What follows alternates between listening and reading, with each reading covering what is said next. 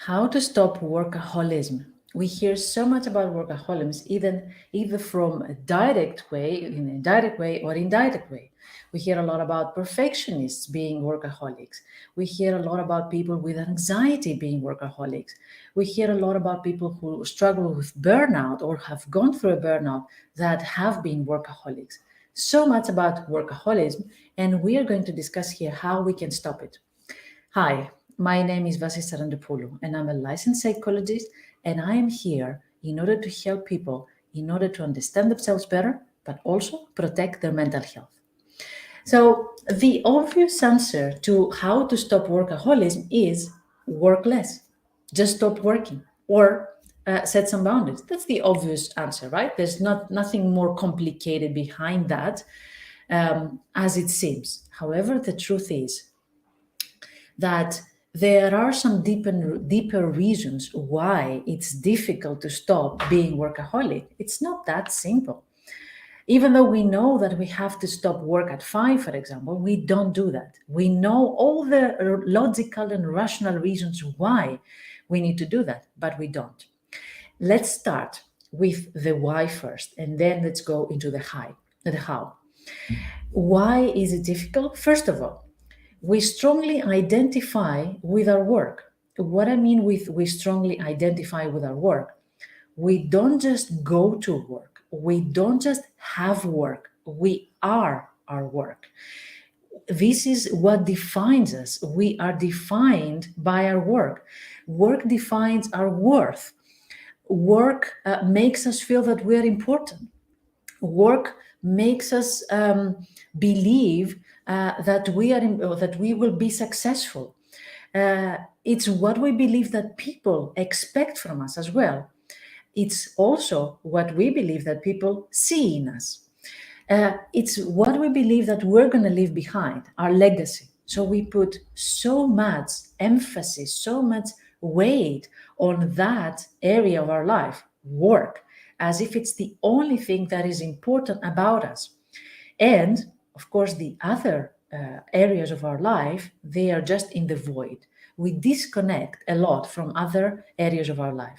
And if you understand now that when this happens, this creates a vicious circle that the more I focus on work and the less I focus on other areas of our life, of course, I don't have anything else that makes me feel happy or important or validated by other people or by the society. So I keep focusing on the only one thing that I feel that makes me feel important. Another reason that it makes it difficult to stop workaholism is that we don't believe that we deserve a break. We actually believe that we have to earn our break. We have to work really hard to earn our break and our rest. It's also related with that mindset we had at the childhood years, at the school years, when we learned that first work and then play. And for some reason, we keep thinking that it's the same. First, I have to work and earn my right to rest. However, this is not true in adulthood because work never finishes. So you understand why we are just in this hamster wheel and we keep running and running, but then it doesn't end if we don't choose when it ends. Another reason, very strong reason why workaholism is so strong in us is the fact that we feel important, as we said before, through our work. It's the need for approval that we get from others that actually fuels workaholism. We do learn, many of us have learned, especially through our school years, that our achievements are the reason that we get appraisal from other people. And we keep doing the same thing. We keep collecting achievements, trophies, rewards, because we think that this is the only way we will be approved, accepted, validated, or seen as important by other people. And you see how much emphasis we put on the tangible parts of life, on the very productive parts of life, and we actually dismiss the other parts of life, the non-tangible, the fact that you will feel, you will be accepted, you are accepted, no matter what, but also because you have humor, you're a good friend, you're honest, all the other non tangible values of our life. We don't think of them as so important as only the very practical and tangible parts of life, which is results, productivity, achievements. Last but not least, another reason why workaholism is so strong in our lives is because for some people, sometimes in our lives, workaholism is an escape from other more complicated parts of our lives. Maybe an escape from emotional issues, maybe an escape from some pressing matters in our life that we don't know how to navigate them, we don't know how to resolve them, we don't know how to process them, and then we just keep ourselves busy. So, here are those four most important reasons, according to me, in regards to why we cannot stop workaholism that easily. Now that we talk about workaholism, what are some signs of workaholism? First and foremost, the imbalance in our life.